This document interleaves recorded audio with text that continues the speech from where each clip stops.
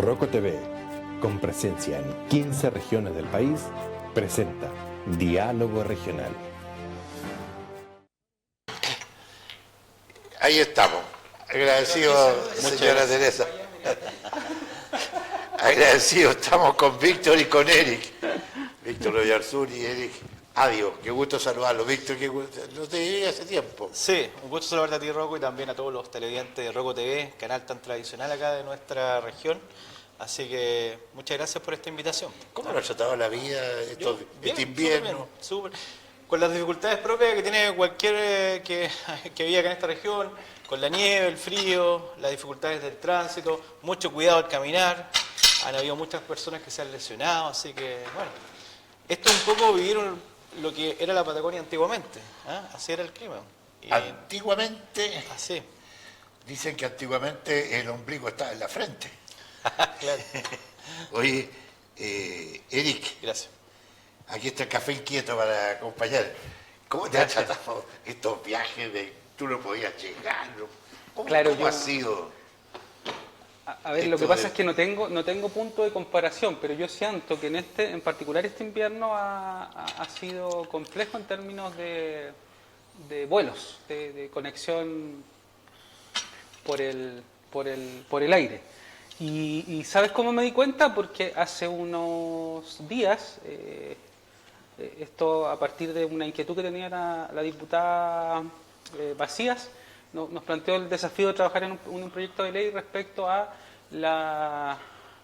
los espacios que hay desde el momento en que se produce digamos, la suspensión del vuelo y cuando a ti te entregan finalmente la posibilidad de viajar nuevamente, ¿no? Se vuelve a poner operativo el aeropuerto. Pero a ti te tenían entonces, en Puerto Montt. Claro, entonces ¿cuál es el inconveniente? Porque la ley ahí era aeronáutica bastante simple, artículo 133, ahí salen todos los derechos de los pasajeros. Y te da dos opciones.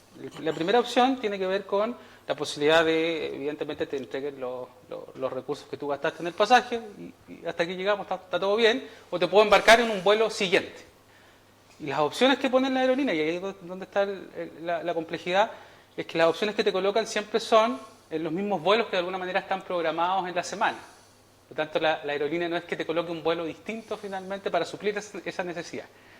Entonces creo ahí nosotros apuntamos a una especie de vacío legal que existe, ¿no? Que la obligación de la aerolínea de poner un vuelo de reconexión, la ley, bueno, ahí seguramente van a tener más antecedentes, el canal también va a llegar una nota, se llama Ley de Reconexión Austral, porque justamente tanto a Magallanes como a Aysén le suceden estas cosas en particular. ¿Y qué es lo particular de esto? Que hay mucho, como sucede en esta época, el tiempo de conexión, por ejemplo, de los estudiantes cuando vuelven a sus estudios o cuando quieren venir de vacaciones. Y el otro gran tema tiene que ver también con la salud, ¿no? Tenemos muchos viajes que la gente hace por condiciones de salud que también esperan, generalmente el promedio es como 4 días desde que se reconecta el vuelo. ¿Pero tú tenías que devolverte? Claro, tú te vuelves a Santiago, te vuelves a Puerto Montt, depende del horario. Por ejemplo, tú sales muy temprano en la mañana, cuando sales muy temprano, generalmente la aerolínea intenta un par de veces, incluso en el día, 2, 3 veces aterrizar. Cuando tú sales un poco más tarde, no sé, en el vuelo de las 10, por ejemplo, o de las 12, tienes solo un intento finalmente. Y si no alcanzas a llegar en el intento siguiente, te vuelves y de ahí tienes que esperar la reconexión. Ese espacio de reconexión, imagínate que en este invierno debe haber sido más o menos en promedio en 5 días. O sea, la persona que tiene el pasaje más económico, que es generalmente todos buscamos el pasaje más económico, ese pasaje te ofrecen a ti un regreso 5 días hasta una semana después. Pero no te devuelven el mismo valor de lo económico. Mira, ahí también hay una diferencia. ¿Sabes por qué? Porque muchas veces mucha gente ahí lo que hace es comprar un pasaje, por ejemplo, pago el asiento, pago la maleta, más pasaje, etcétera, más el pasaje, ¿cierto? Que es el pasaje base. Y resulta que tampoco existe el derecho que te vuelvan en la misma condición respecto a tu compra de maleta y tu compra de asiento. Entonces ahí, bueno, creo yo que sobre todo para las regiones como las nuestras, claramente hay un tema que hay que abordar. De hecho, hoy día en el Parlamento existen 8 boletines, se le dice, pero proyectos de ley que abarcan distintas situaciones en el caso de la región de Aysén. Pero no tenemos todavía lo que se hizo cuando tú estabas en la administración, que era un barrenieve y un equipo también captador para poder bajar en cualquier condiciones. Que fue cuestionado, como era un equipo, si mal no recuerdo, había como 400 y tantos millones de pesos, 300 y tantos, ¿no? Sí, 400 y tantos millones de pesos. Claro, que efectivamente era un barredor de nieve, pero además tenía otras condiciones. ¿Por qué? Porque el que tenemos actualmente nosotros, si mal no recuerdo, data del año 70, 80, por ahí, el actual barredor de nieve que existe. Entonces, esa pequeña condición, que evidentemente poner a tecnología punta, solo eso, porque al final de cuentas esto incluye mucho más. Incluye no se ocupa tanto tampoco. Productos químicos que le echas a la planta, este equipo que supuestamente en el próximo año 2027, creo que en mayo del 2027, va a poder aterrizar con neblina, que es una versión que no es la más actual, es una versión un poco más antigua, que te da un espacio de visibilidad, pero no es lo suficiente. Entonces hay harto tema ahí dando vueltas. De hecho, el día 28 de este mes, entiendo, comienza a operar el nuevo aeropuerto, aeródromo, la parte nueva. Entiendo que además es solo con carga por ahora. ¿Qué te pareció los avances en Balmaceda? Fantástico. ¿Has viajado tú? ¿Te has visto? Últimamente por esos lados has andado. Últimamente no, pero sí me ha tocado ir a dejar y he visto y apreciado lo hermoso que está quedando obviamente nuestro aeropuerto desde los tiempos antaños en los cuales había una pequeña casa donde uno podía embarcarse. Hasta ahora ¿todavía existe la casa? Exacto, hemos avanzado mucho y eso es bueno para la región, eso es bueno para los ayseninos. Me imagino que Balmaceda también requiere no solamente el aeropuerto, sino que requiere más movilidad, porque se ha transformado. Yo siempre recuerdo en Santiago hay una ciudad que le decíamos dormitorio nosotros, San Bernardo. Claro. Decíamos que era una ciudad dormitorio porque todos tenían que ir a viajar a Santiago. Balmaceda está como en eso, ¿eh? Y no tiene un sistema de locomoción muy constante. Una de las grandes críticas que hoy día tiene Balmaceda, cuando tú te juntas en general con los vecinos de la población, es finalmente esta especie de crecimiento que ya es palpable en algunos casos, ¿cierto? Las poblaciones estas nuevas que están en la primera parte de Balmaceda, pero además los proyectos que están en pie en esa misma localidad, y te plantean necesidades de este tipo y te sacan como ejemplo otras localidades, te sacan pero qué es lo que pasó, qué es lo que está pasando en Vallecins, o qué es lo que pasa en Villafrey, qué es lo que pasa incluso en Puerto Río Tranquilo. Hay harta preocupación respecto sobre todo a sistemas sanitarios, a por ejemplo infraestructura deportiva, que es algo que también ellos demandan en general para las comunidades, sedes vecinales. Entonces hay harto que es la posición finalmente que tiene el Estado en los territorios, que claramente en el caso de Balmaceda, si uno quiere crecer, vamos a carecer de eso. De hecho, el colegio tiene un proyecto hace bastantes años, yo diría que por lo menos deben ser unos 10 o un poco más, de conservación. ¿Se hizo una reparación? Sí. Pero de una parte. De una parte. Y entiendo que es con recursos del SLEP. Sí. Entonces habían otros recursos ahí asociados al gobierno regional también que yo entiendo que no se han podido... Se hizo una parte. Vale, ya. Qué bueno. Oye, bueno, qué interesante. ¿Y qué le pasó a la encargada de deporte, a la señora Charduco? A la ministra. A la ministra y al subsecretario Andrés Otero. Bueno, simplemente lo que tiene que ser nomás, pues, de que obviamente que si tú cometes un error de esa magnitud, tienes que obviamente dejar el cargo. O sea, hoy en día el estándar que se le exige a las autoridades nacionales y también regionales es alto, ¿me entiendes? Como buen servidor, tú no puedes infringir las normas de tal manera de que disponer de un vehículo fiscal siempre ha sido un tema en la administración pública.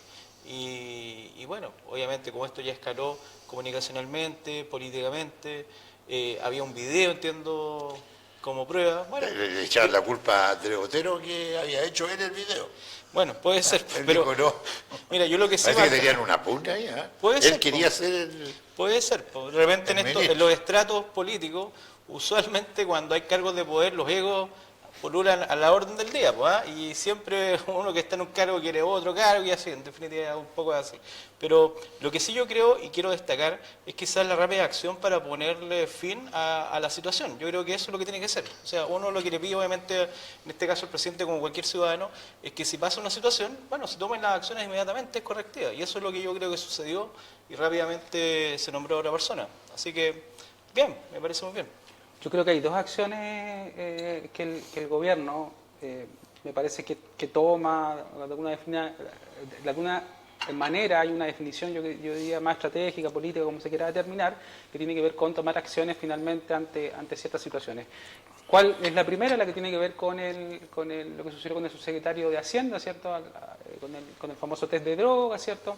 Y todo lo que de alguna manera condujo y la decisión que teóricamente se tomó inmediatamente a partir del resultado que se obtuvo. A pesar de que mucha gente dijo, oye, pero tienes que esperar por lo menos la contramuestra, y la contramuestra dirá si eso es efectivo, y posterior a eso tomas la decisión. Como los exámenes de pelo. El famoso examen de pelo. Entonces, yo creo que el gran tema es que se toma la decisión, pero inmediatamente, en el mismo discurso, de hecho, el mismo presidente te señala, mire, pero la verdad es que esto puede pasar en cualquier minuto, son cosas. Entonces, a mí me parece que si tú vas a tomar una decisión de esa, tienes que mantener finalmente el discurso, pero además no bajarle el perfil, porque al final de cuentas es como, sí, la verdad que le puede pasar a cualquiera. Entonces, las normas son las normas.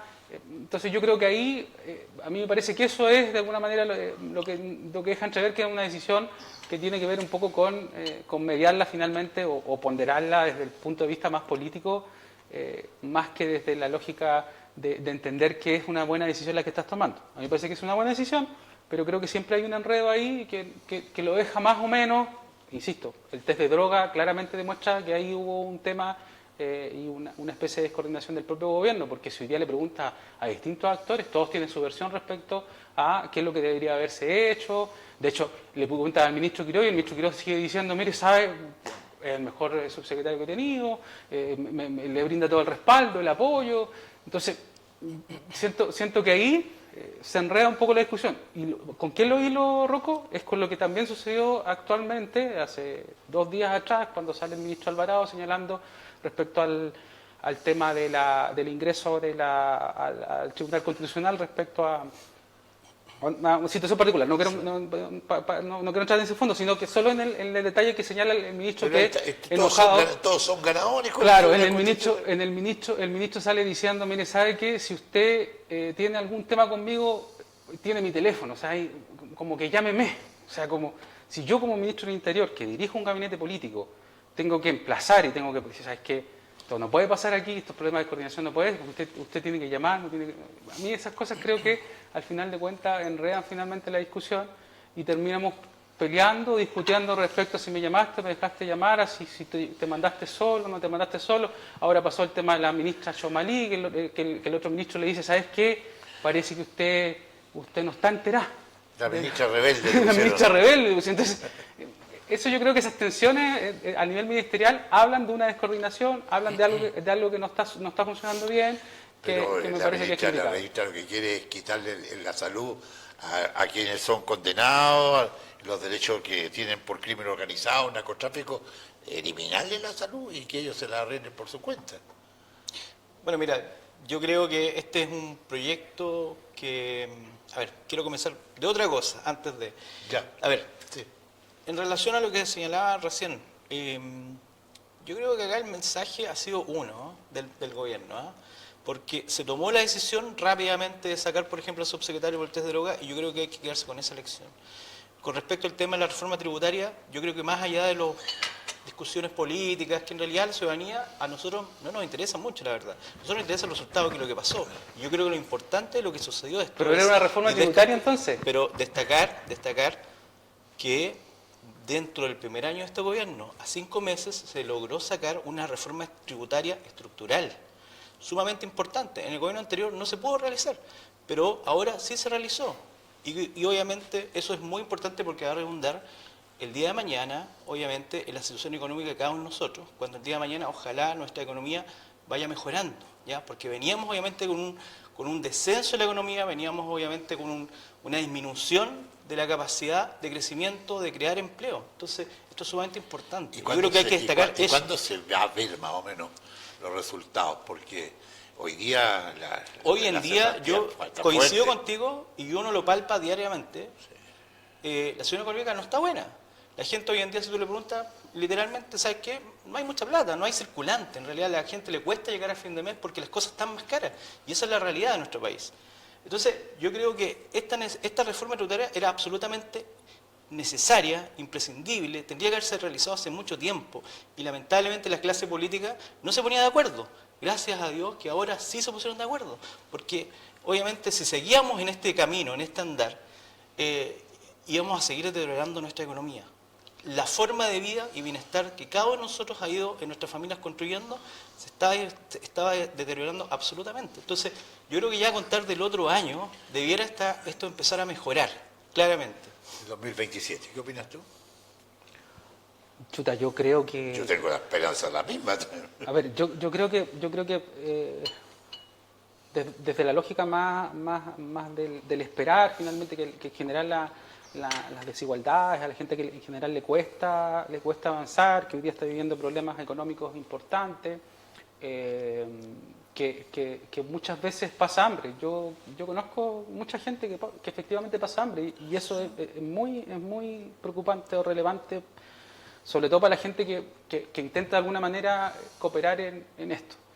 Pero hay cosas que me llaman la atención. La primera tiene que ver con que Víctor señala con toda claridad algo que nosotros siempre dijimos, que tiene que ver con que esto era una reforma tributaria. Y el gobierno siempre señaló en toda la discusión de que esto no era una reforma tributaria. No, aquí, ¿cuál es el fondo de esa discusión finalmente? Que cuando nosotros empujábamos a que discutiéramos respecto a lo tributario, evidentemente la discusión se te amplía bastante más de lo que de alguna manera se intentó hacer, que fue achicar la discusión en unos par de parámetros muy generales, pero parámetros que de alguna manera beneficiaban, según nuestro criterio, al gran empresariado. Y que son reconocidos también por el ministro Quirós, es que en sus primeras intervenciones él señaló, esto no va a generar crecimiento, y lo dijo en sesión del Senado. Y creo que ese es esa cuña finalmente que se establece, es lo que él de alguna manera entiende de que el déficit que va a generar esta reforma en términos estructurales, pero también en términos de temporalidad, es muy significativo. O sea, imagínate que los cálculos que de alguna manera hace el gobierno nos plantean más o menos 15 o 20 años. Desde la lógica de las modificaciones que se están haciendo actualmente y que ir de alguna manera en el sistema estructural o más de fondo finalmente del país. No creo que sea tu postura. Entonces, ¿qué es lo que digo? Que el otro punto, solo el otro punto para ser lo más conciso posible, que claro que es un gobierno que efectivamente saca en tiempo récord una reforma, pero sin discusión. Y yo creo que eso es lo peor que le hace al país. Pero con los votos. O sea, claro, pero cuando tú impones una mayoría que es absolutamente circunstancial en Chile. Pero o sea, la Cámara de Diputados fue un poquito mejor. No, mira, yo siempre, yo creo sinceramente que esta mayoría que es circunstancial, evidentemente, es una mayoría que en 3 años más, 4 años más, te pasa la cuenta y finalmente todo termina discutiéndose en el mismo sentido. ¿Qué quiero decir con esto? Quiero decir que cuando tú no construyes finalmente acuerdos en que incluyas efectivamente a todo el espectro político, y hablo fundamentalmente de la centroizquierda, esos acuerdos se te caen a la mitad del camino. Pero los 3 vetos fueron bastante bien aprobados. Y yo creo, pero no está la centroizquierda, porque puede ser bastante bien aprobado porque efectivamente lo que pasó en la última elección es una elección efectivamente que no denota. ¿Dónde digo? No denota lo que en general pasa en Chile.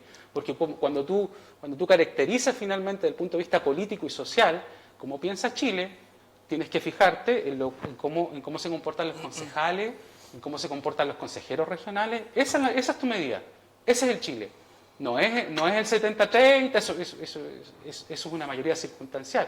Y esa mayoría que se construyó, que está bien, que ganó democráticamente, que puede hacer lo que quiera, es la que en 3 años más, ojalá estemos aquí todos, vamos a decir, oye, pero chuta, vamos a volver a discutir esto, sí. Y yo lo que digo, que es aprendizaje, es que si eso vuelve a suceder, o vuelven a invertirse finalmente en esto que es bastante pendular, estos errores que se cometen desde este extremo, digo yo, no se pueden volver a cometer en este lado, sino que tiene que haber una mayor conversación. Imagínese, don Rocco, que te cortaban hasta el micrófono, pues, si no había ni siquiera intervención. No, yo voy a votar. Bueno, sí. O sea, Bueno, pero hay tiempo. Hay tiempo. No, votemos. Hizo mucha falta, si todavía hace falta que en el Consejo Regional parar de repente el tema. Estamos en el micrófono. A ver, Todo tu tiempo. Yo quería, no, simple. Yo creo que la centroizquierda, voy a decir algo que quizás puede sonar hasta un poco realmente para mi sector. Yo creo que la centroizquierda ha sido siempre un gran aporte al país. Yo creo que los grandes acuerdos han sido cuando la mayoría La concertación. La desconcertación. Sí. El tema es que hoy en día tienes una centroizquierda que está capturada y amarrada por una izquierda más extrema y que no los dejan ser, no los dejan obviamente trabajar. Pareciera ser, porque siempre bailan el compás de una extrema izquierda, que fue la que gobernó en el gobierno pasado. Ahora, ¿qué es lo que pasó con esta reforma tributaria? Yo solamente quiero recordar y refrescar un poco la memoria, porque aquí cuando llegó José Antonio Kast, lo primero que se hizo, se invitó a dialogar a la izquierda. Y la izquierda lo que hizo fue, dijo, ¿saben qué? Nosotros nos vamos a sentar a conversar respecto a esto. Y eso es algo objetivo, así fue. Porque la discusión va a ser, obviamente, en la Cámara. Y que está bien. La Cámara, el Congreso, es el órgano de mayor expresión democrática que tiene un país, ¿me entiendes? En una democracia. ¿O no? Convengamos que es así. Y de tal manera de que esta afirmación de que es una mayoría circunstancial, yo creo que es los momentos de que el Chile vive hoy en día, y yo creo mucho más en todos los chilenos, cuando votaron esta opción de gobierno, en que si esta opción de gobierno representaba genuinamente la necesidad de que tenía que haber un cambio, yo creo que ese cambio se está generando, ¿ya? Porque esta reforma tributaria, a diferencia de lo que opina, yo creo que sí va a ir generando efectos ya contra el otro año. La afirmación de decir que produce de aquí a 15 años más, puede haber sido por el tema de que se entregan ciertas garantías a los inversionistas, ¿ya? Y que eso hoy en día tampoco va a ser, porque entiendo que el Tribunal Constitucional lo dejó sin efecto, ¿ya? Claro. Quieren estos famosos acuerdos en los cuales tú podías venir a invertir, sí. te mantenían la invariabilidad tributaria y eso quedó fuera, ¿ya? De tal manera que la mayor resquemor que tuvo la izquierda respecto a este fue como proyecto, parte del empate. O sea, de hecho, quedó fuera, ¿entiendes? Quedó fuera. Pero sí quedó dentro, y es lo más importante, ejemplos como la disminución del cobro de contribuciones para adultos mayores. Yo celebro eso. Lo celebro porque era absolutamente necesario. Y es voluntario, por lo demás. ¿Ah? Es voluntario. Y por supuesto. Por ahí alguien salió criticando a Andrónico Lux diciendo, oiga, aquí vamos a beneficiar a la gran clase económica, a los más ricos, que siempre ha sido como el tema que la izquierda ha tenido. Hacer como la segregación. Los ricos, esto beneficia acá a los ricos. Cuando en definitiva, yo creo que era absolutamente... A ver, ¿quién invierte en este país? Los empresarios, ¿o no? Para poder crear empleo. ¿Quién lo hace? Los empresarios, esa es la verdad. Y era absolutamente necesario, indispensable que se crearan condiciones para que existiera más inversión, para que se mejorara el empleo. Si, francamente, estábamos en declive, y eso lo sabemos todos, lo saben todos los chilenos cuando diariamente ves que la fuente de empleo va disminuyendo, no hay capacidad de crecimiento. Esa es la verdad. Sí, yo tengo amigos que viven en Vitacura, que compraron en Vitacura hace 40 años atrás, y hoy día tiene una casa que vale 300 millones de pesos mínimo, pero ellos tienen una jubilación de profesores. Entonces les cae pero como anillo al dedo. Tú no tienes que ir hasta Vitacura para esa realidad. Esa realidad tiene hoy en día nuestra comuna en Coyhaique, por ejemplo, mucha gente antigua que vive en el centro, que es el casco histórico, y vaya a ver que hay gente que le evaluaron, le subieron un montón las contribuciones y tiene que pagar una cantidad enorme. Y está jubilada. Entonces esto de verdad que es un alivio. Sí, pues como es voluntario, también me imagino personas como ministros no van a ir ahora a acercarse a impuestos internos. Yo veo, a ver... ¿Cómo ves tú eso? Chuta, a mí me complica esto porque creo, no lo sé desde la lógica de la estructura del Estado y cómo funciona esto. ¿Por qué me complica? Porque en realidad se tiende a desvirtuar un discurso que el dato mata el relato inmediatamente. Primero, en términos de contribuciones. La reforma que se cuestionó de Michelle Bachelet, de ¿cómo se llama? Se me olvidó el ministro, no recuerdo el ministro, no importa. Es que lo vi ayer, entonces por eso lo vi ayer y lo saludé en una... ¿Pero ministro actuales? No. Ministro de la presidenta Bachelet. Que sacó una reforma que costó bastante, que hubo un montón de diálogo, a diferencia de esta reforma. ¿Por qué costó bastante? Porque en realidad pasó mucho tiempo respecto del ingreso a la aprobación de la reforma. Y que la derecha salió a apoyarla. Y salió, pero... Sí, la apoyó. Pero ¿cuál es porque venía con la reforma educacional. Yo lo acuerdo perfecto. Pero ¿cuál es Por el ejemplo, tema Renovación ahí? Nacional Pero estaba... Víctor, ¿cuál es el tema ahí? Es que efectivamente se abrió un diálogo. Y ese es el diálogo que yo te vengo diciendo que aquí cuando se llegó el gobierno se invitó a dialogar y no quisieron sentarse a dialogar. Están las grabaciones. Es que los diálogos se conducieron a un lugar donde no debieran haberse conducido. Si como dices tú, el Parlamento era el que tenía que dialogar y cuando se establecieron las condiciones finalmente no se dialogó.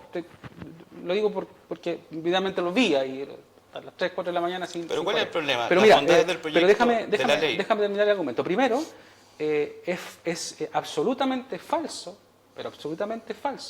que esto beneficie a la persona que está aquí en el centro, que tiene una contribución alta. Porque a esa gente que en general estaba beneficiada en términos de contribución, va a seguir siendo beneficiada. Y en algunos casos, en muchos de esos casos, no pagaba contribuciones. ¿Qué quiero decir con esto? Imagínese. Lo que menos de un cierto valor. Mira, no tengo el dato de Coyhaique porque no lo logré sacar, en algún momento lo estuve buscando, no lo logré sacar, pero tengo el dato de Valdivia. La alcaldesa de Valdivia, Carla Hartmann, llegó con su dato y dijo, ¿sabe cuántas personas se benefician de esta ley en mi comuna? 30 y tantas personas. Eso era lo que le beneficia a la comuna de Valdivia. Imagínate, de Valdivia. Entonces, cuando se ponen los datos encima, uno dice, ¿sabes qué? Chuta, ya. ¿Pero a quién estamos beneficiando? Pero en Entonces, cuando tú pones... En Ñuñoa son 1.600. Claro, pero cuando tú extrapolas eso a nivel país, claramente la concentración, ¿dónde está? En el sector oriente de la capital.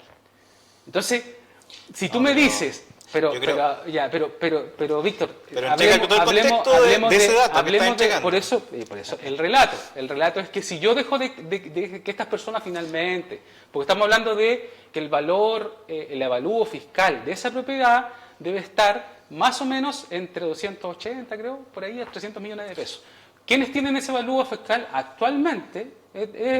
No tengo el dato, pero ese dato se concentra en general en el sector oriente de Santiago. Esa información la entregaron los alcaldes a propósito de pedir la compensación. Sí, la compensación. Exacto, para sus comunas. Pero yo recuerdo, y no fui yo, el alcalde de Ñuñoa lo explicaba muy bien, siendo de Sichel decía muy bien de que acá, por ejemplo, el alcalde Bodanovich, el que estaba liderando este tema de las convenciones, claro, pero resulta ser que en definitiva, nadie se hacía cargo hoy en día. Con la compensación era más favorable.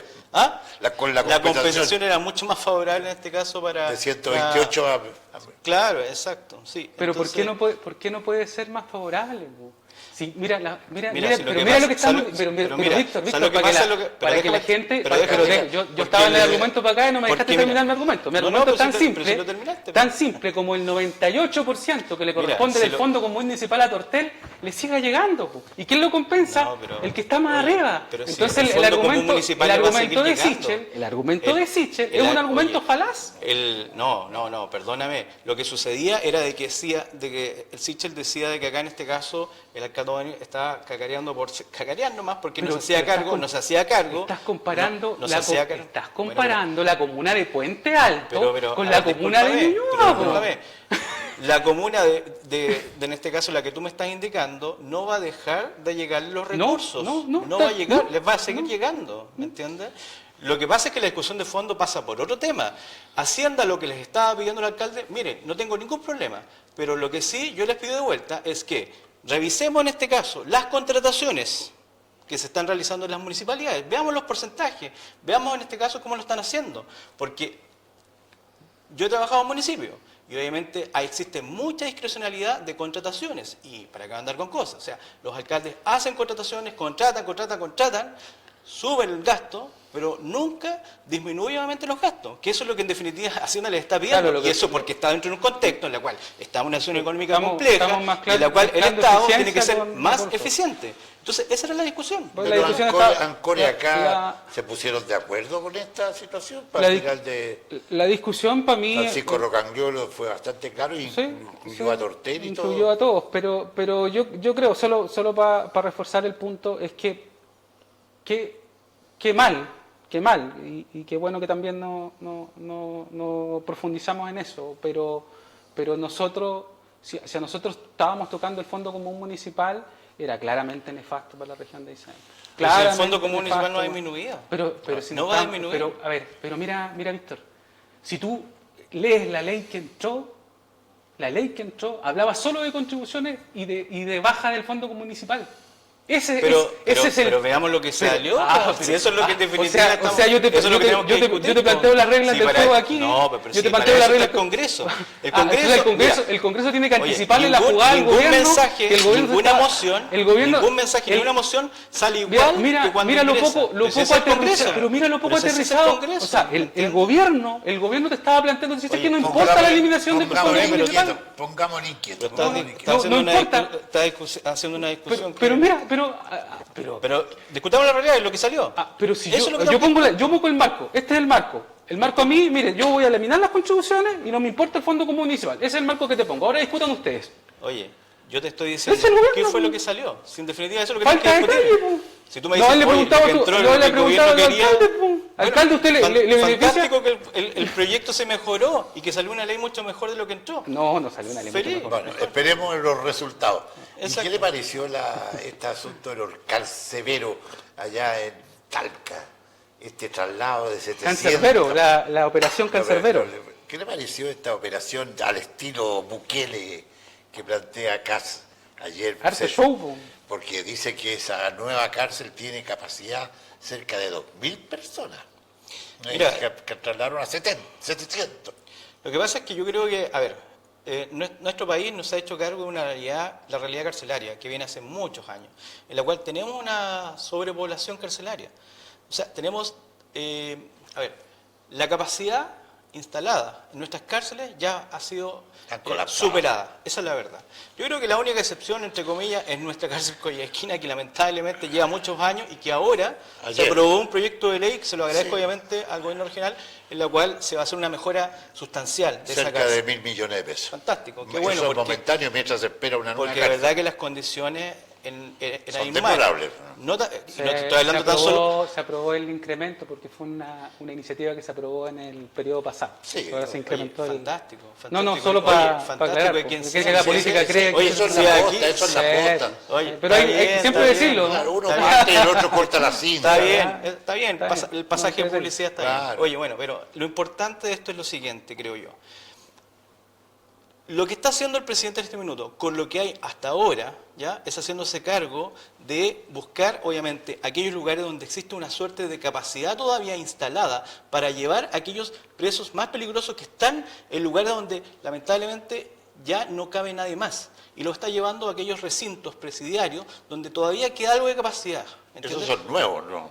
¿Ah? El de Talca es nuevo, 0 kilómetros. Bueno, por eso mismo es que están llevando a los de mayor peligrosidad a estos otros lugares. Claro. ¿entiendes? Entonces, eso es de alguna manera es tratar de aprovechar de manera más eficiente lo que tenemos hoy en día. Lo que tenemos hoy en día. Lo que creo que es la discusión de fondo que en un momento va a haber que tomar es, oye, tenemos que subir nuestra capacidad carcelaria. Eso es una necesidad absoluta. ¿Cómo lo hacemos? Que esa era la gran discusión, porque en algún momento fue privatizada, como hoy en día tenemos cárcel concesionada, que funciona relativamente bien, o el Estado construye. ¿Me entiendes? Que eso fue la discusión en algún momento. Hoy en día yo creo que incluso la discusión pasa por cómo hacemos más rápido, cómo nos hacemos cargo de construir cárceles mucho más rápida de lo que hay hoy en día. Y ahí están viendo la posibilidad de cárceles modulares, que hoy en día Muy complejo por lo demás. mira, no sé qué tan complejo, Rocco, porque en algún momento, no sé si te recordás cuando fue... Todo depende del muro de afuera. Cuando fue, obviamente, el 2010 el tema del temblor, que es el 27F. Sí. Luego de eso me acuerdo que el ministro Lavín instalaron colegios modulares y que estuvieron mucho tiempo y funcionaron durante mucho tiempo y hasta el día de hoy entiendo que en algunos lugares todavía siguen funcionando. Entonces hay que hacerse cargo de esa necesidad, esa es la verdad, porque la seguridad pública tiene una labor muy importante relativo justamente a las personas que están en la cárcel. Las personas que están en la cárcel, de alguna forma en algunos lugares, cuando tú tienes demasiada población muy junta y que además no tienen la posibilidad de segregarlos por niveles de peligrosidad, entonces tienes gente que es muy experta en el delito, gente que está recién comenzando en ese camino, que se van contaminando con las formas de hacer delito. Entonces, eso de alguna manera, creo yo, va a ayudar a hacerse cargo de uno de los eslabones de seguridad que es muy importante. ¿Y tú qué opinas con respecto a esa cárcel? Porque yo los vi a todos uniformados, todos iguales, todos tienen salidas también sí, no inmediatas, está bien firme yo creo, el tema. yo creo que uno se puede quedar en lo comunicacional, que creo que es un error fundamentalmente del lado nuestro, porque es fácil la cuña, ¿no? Decir, yo he escuchado la cuña, por ejemplo, de que cuando yo escuché Cancerbero me parecía que era un reality, o la cuña que esto solo es show y parafernalia, pero yo creo que pero los tiempos actuales llaman para eso. creo por eso mismo creo que hay que tocar un poco más el tema de fondo. El tema de fondo, efectivamente, una cárcel, imagina, esta cárcel se pensó construir en el gobierno de Piñera con diseño de la presidenta Bachelet 2, gobierno de Piñera 2, ¿cierto? Siguió construyéndose en Boric hizo el ingreso en febrero de este año, hizo ingreso, o el gobierno hizo ingreso de 500 presos, ¿no? Y ahora finalmente se trasladan un conjunto más y entiendo que vienen por lo menos dos más. Eso ahora son 700. Claro, eso desde la lógica de decir, ¿sabes quién hizo esto? Y a mí me parece que en eso hay que tener siempre resguardo respecto a que la historia, como recién decíamos, no nace hoy día. Nació harto más acá. De hecho, si uno ve, uno ve en general la cárcel, una cárcel que tú no te demoras de un día para otro en construir. Ya, eso es el primer punto. Y segundo más relevante, en términos de datos también, nosotros el año 2021 teníamos cerca de 32.000 presidiarios. 32.000. El año 2025, o sea, el año pasado, a corte del año 2025, a diciembre del año pasado, tenemos 62.000. Los duplicamos. ¿En cuántos años? En 21, 22, 23, 24, 25. En 4 años duplicamos esa cifra. Entonces imagínate que en el año 2021 el déficit que teníamos respecto a las cárceles, ¿cuánto es hoy día respecto a ese mismo déficit? A mí hay datos que yo veo y me preocupan, pero de una manera significativa. Por ejemplo, de esos, el gran porcentaje son mujeres. Son mujeres. O sea, el índice del 21 al 25, no recuerdo el número, pero sí recuerdo el porcentaje, es que más o menos 70 y tanto % mujeres en el incremento. Y están todas asociadas a delitos de microtráfico. O sea, no todas, pero la gran mayoría, en esa línea. Entonces, ¿qué quiero decir con esto? Quiero decir que al final de cuentas, claramente tenéis que mirar el fondo. Porque si las decisiones que hoy día no tomas, como por ejemplo, no sé, por el hospital que no tomaste la decisión hoy día, no lo voy a construir en 5 años, lo voy a construir en 15 años más, tenéis que tomarla ahora. Y las cárceles, con el aumento significativo de presos, evidentemente es una situación de carácter urgente. Y ahí, lamentablemente, no te sirve actuar de manera particular, porque las decisiones, independiente que tú tengas el sartén por el mango, en el sentido que tú gobiernas, etcétera, y tú tienes que pegarle el envión, son decisiones que se toman hoy día, pero que impactan fácilmente en 10, en 15 años más, sin esos problemas que claramente tenemos hoy día. Estamos De hecho, Coyhaique sí. es una de las situaciones más preocupantes, la región de Aysén es una de las situaciones más preocupantes, no recuerdo bien los 156. Ya, 156, pero son Tiene cifras capacidad para 70. brutales, cifras brutales Claro. Sí, pero para si a uno- nivel país. Claro, hay otros lugares donde están peor, la verdad. O sea, en Claro, el sentido no, de hacinamiento. el hacinamiento, las condiciones Y cómo tú te recuperas después para poder salir ya recuperado de adentro, no sé, no, estar preso, pero tener también la oportunidad de hacer un cambio en tu vida. Mira, yo ayer, estamos en cierta manera generando también niños que se están transformando en potenciales personas que van a ir a la cárcel. Ayer estaba leyendo un artículo de la escuela Augusto Dalmar, de unos chicos que hicieron una votación por lápices, lápices detenidos, algo por ahí se llamaba la cuestión. Y un chico se opuso a esa votación. Dijo, no, yo voy a venir a clase, yo voy a venir. Y fue amenazado de muerte y a punto de ser quemado. O sea, Sí. los padres ya no hallaban qué hacer. O sea, ¿cómo actuáis tú con un chico de primero medio, de octavo básico?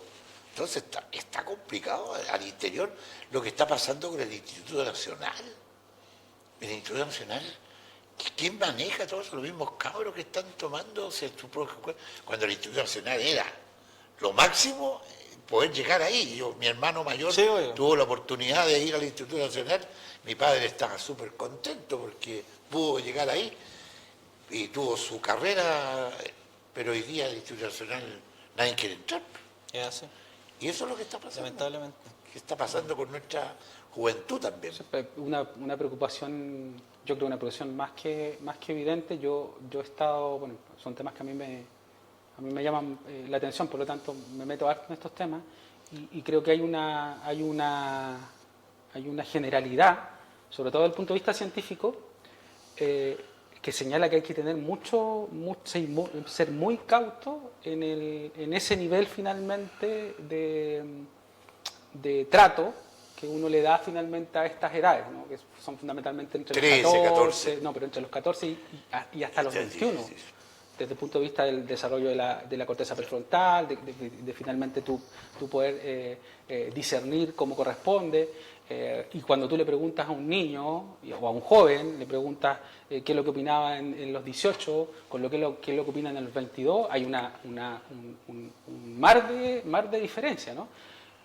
Y nosotros estamos empujando a que, bueno, a nivel de convenciones ya el subsecretario, más bien el ministro de ¿cómo se llama?, de Justicia se enteró, no sé si por la prensa, pero que a nivel de convenciones no podemos bajar la edad de ¿cómo se llama?, de criminalidad, ¿no?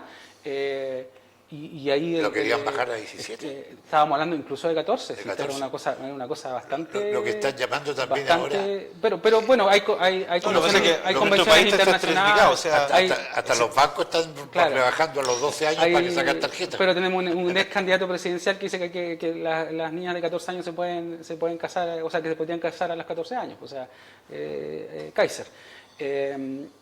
¿Qué quiero decir con esto? Estaba pensando en su abuelita, seguramente. Quiero decir con esto que hay que tener mucho ojo y hay que tener mucho respaldo finalmente cuando se toman estas decisiones, porque es cosa de ponerse uno nomás en ese sentido, ¿no? ¿Qué es lo que hacía o qué es lo que opinaba finalmente en esas épocas? Tiene que pensar en sus hijos. ¿no? ¿Qué es lo que hacen tus hijos? ¿Cómo crecen los hijos de un año para otro? Entonces, yo siento que es una discusión que es tan delicada y tú le puedes matar la niñez, le puedes matar la infancia, le puedes matar la juventud a un cabro que no lo apoya, que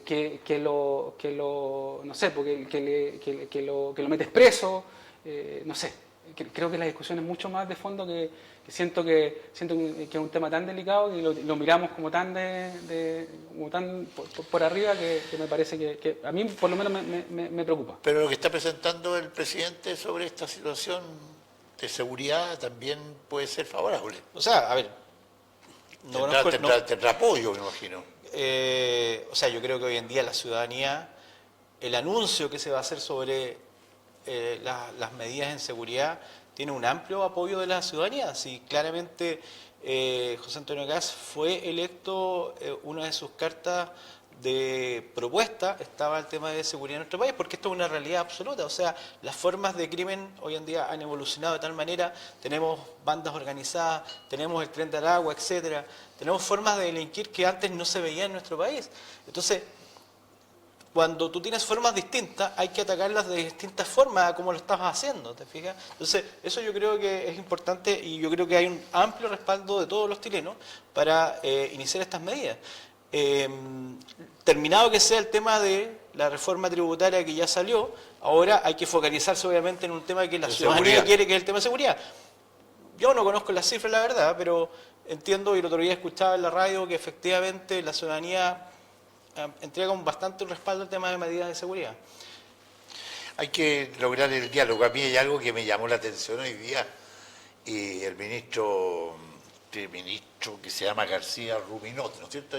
Sí, ayer lo vi. Ah. También lo vi. Sí. ¿Sabe dónde lo vi? Solo para no olvidarme. ¿El Café Torre? Sí, ahí estuvimos. Es que justamente a eso me quería referir. Estuve con al diálogo, porque Camilo Escalona... No, vio un jockey rosado. Anda, Claro, anda. Es que eso me llamó la atención, que ese es el momento político que nuestro país requiere. García Rubinot fue al Café Torre en Santiago, ¿te lo ubicas? Sí. En la Alameda. La Alameda con 18. Apoyando a Camilo Escalona, que está con cáncer, que había un asunto...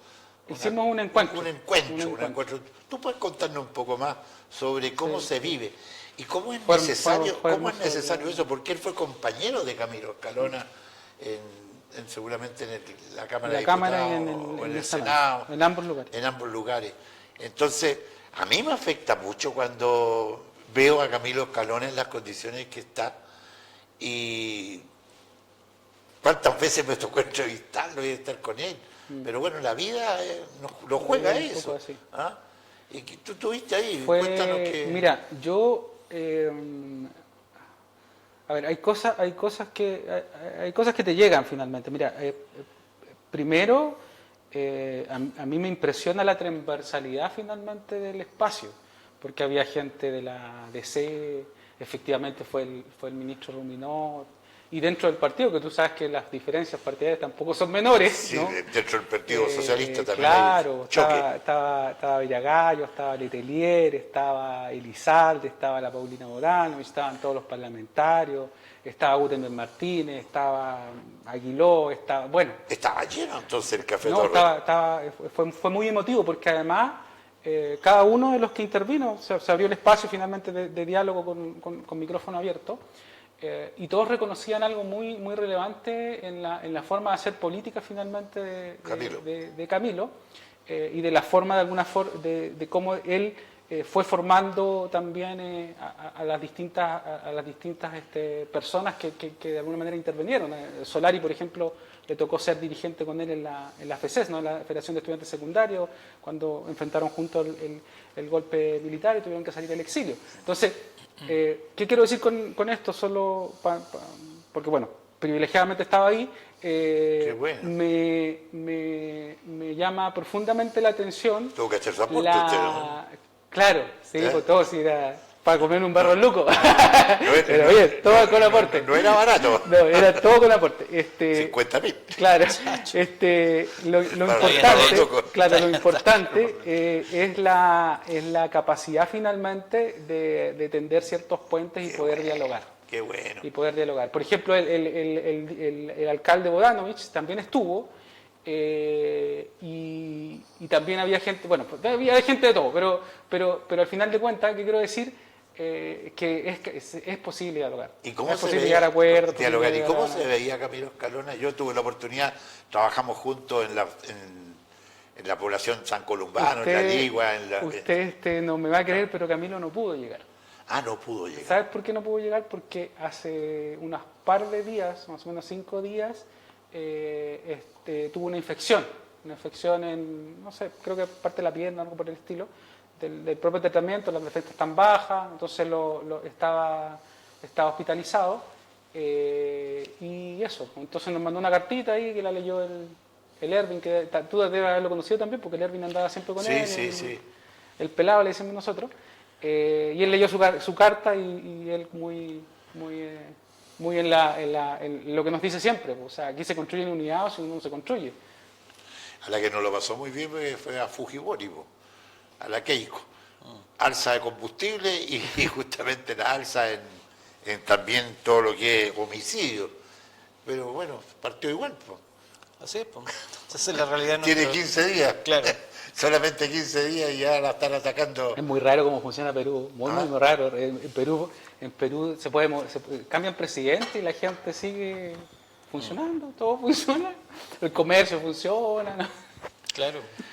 Oye, Cecilia Cifuentes, la anoté para no olvidarme el nombre, está diciendo que es evidente que hay que cerrar Televisión Nacional. Claro. ¿Crees tú que...? Lo que pasa es que el canal nacional TVN hace mucho tiempo que viene arrastrando una deuda que lo único que ha hecho es crecer, la verdad. Los distintos gobiernos... No lo pueden comparar con Codelco, que es una gran empresa, ¿no? O sea, no, los niveles son distintos. El tema es que hoy en día el país, o sea, todos nosotros con nuestros impuestos, lo que hacemos es financiar a TVN, ¿ya? Entonces, lo que ha sucedido es que pareciera ser que cuando tú tienes una empresa, ¿ya? O debiera ser este canal, ¿ya? Con una visión en la cual los gastos suben, los ingresos son menores, tú tienes que tomar decisiones, ¿entiendes? Tienes que hacer recortes, tienes que buscar la forma, y entiendo que incluso se ha llegado a la figura de vender activos, y lo tienen que hacer. Es la única forma de darle viable, porque... No es rentable. O sea, claramente que no es rentable, ¿no? Así como lo que le ha pasado también a Codelco en nuestro país, ¿me entiendes? O sea, hay que tomar decisiones que obviamente le permitan que... Pero el potencial de Codelco es distinto. No, claro, por supuesto que sí, pero el tema es qué hacer con TVN, porque por un lado está esta institucionalidad que uno elogia, este canal nacional, esta vitrina nacional, en fin, pero por otro lado, ¿cómo poder darle viabilidad? Si esa es la discusión. ¿Te fijas? Porque han pasado distintos gobiernos, pero no se han tomado decisiones de fondo, decisiones drásticas para poder darlo vuelta y que esto finalmente pueda revertirse, porque así como vamos, no tiene salvación, esa es la verdad. ¿Y tú cómo lo ves?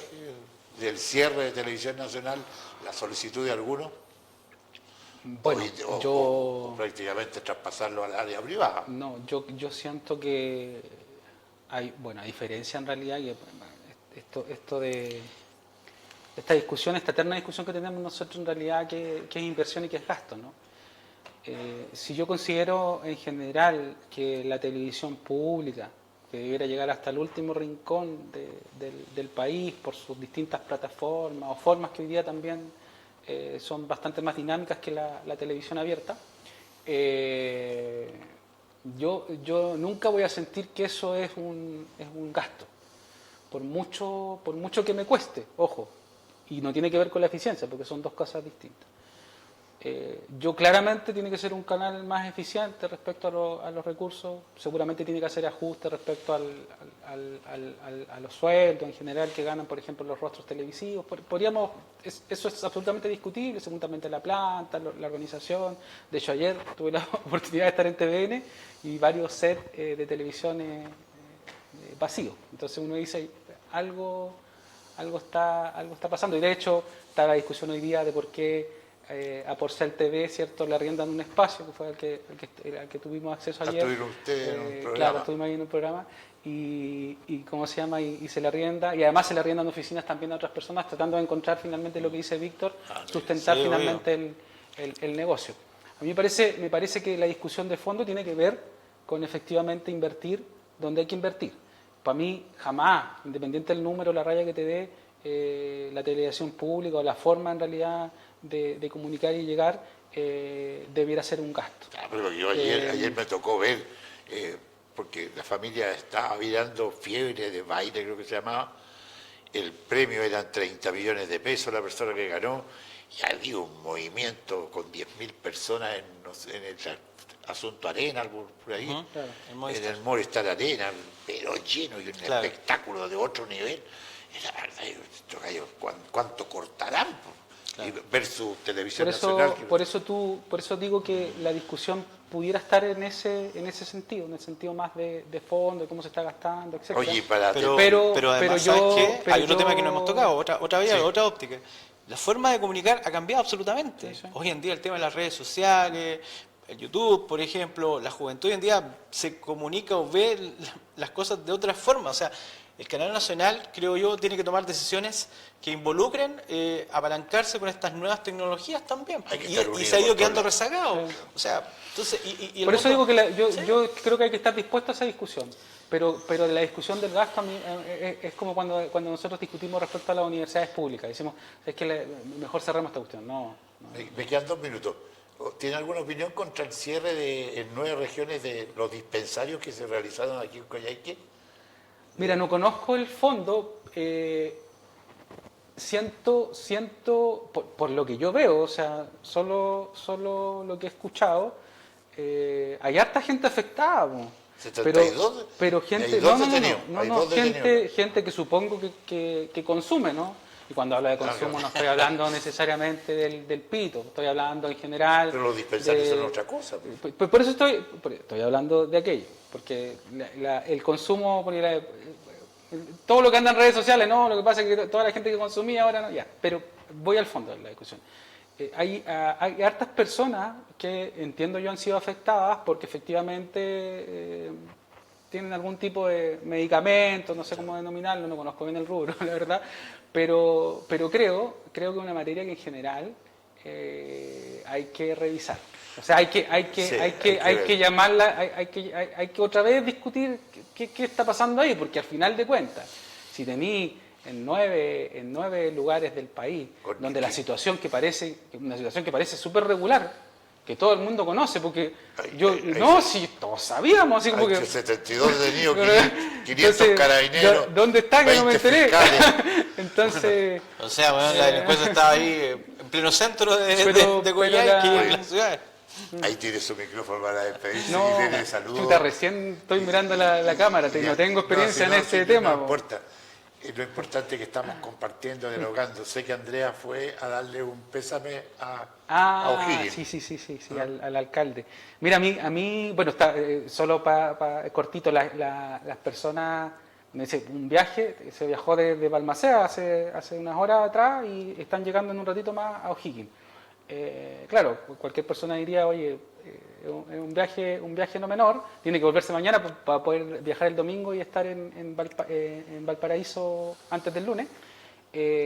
Pero a mí me parece súper relevante finalmente que nosotros, como en general, como política, como gente que se dedica a esto, se tengan que hacer esos mínimos, Ese abrazo esos mínimos de darse. esfuerzos, sobre todo con el alcalde Fica, que siendo bien, muy, muy sincero, el alcalde Fica te llegaba con unos problemones de este volado, decía, necesito aquí apoyo.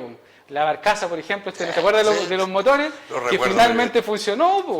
Funcionó. Entonces, muchos problemas y va a tener barcaza nueva. Claro. Bueno, para despedirse entonces. Sí, gracias Rocco, por la Gracias. invitación. Víctor. No, agradecerte a ti, Rocco, por este No, espacio, gracias a ti. por este espacio de diálogo, de intercambio de opiniones, que es súper importante porque así, obviamente, a los vecinos les entrega la posibilidad de formarse una opinión sobre el quehacer nacional, sobre el quehacer político, todas aquellas cosas que de repente son importantes que hay que conversar El día a día. Exacto, que hay que discutirlo. Bueno, nosotros le dejamos cordialmente invitados a todos nuestros auspiciadores para acompañarnos. Nos hemos cerrado una semana que me impactó mucho, la muerte de un joven de allá de Vialidad, la muerte de Luis David Rocco, del 21 de mayo, la de Fica, impacta en realidad, Sí, claro. pero hay que seguir adelante, como dice, mientras el cortejo avanza, la circulación se detiene, pero cuando el cortejo pasa, la circulación prosigue y hay que seguir adelante. Gracias a ambos, nos encontramos, Gracias, si Rocco. Dios así lo quiere, el lunes. Gracias.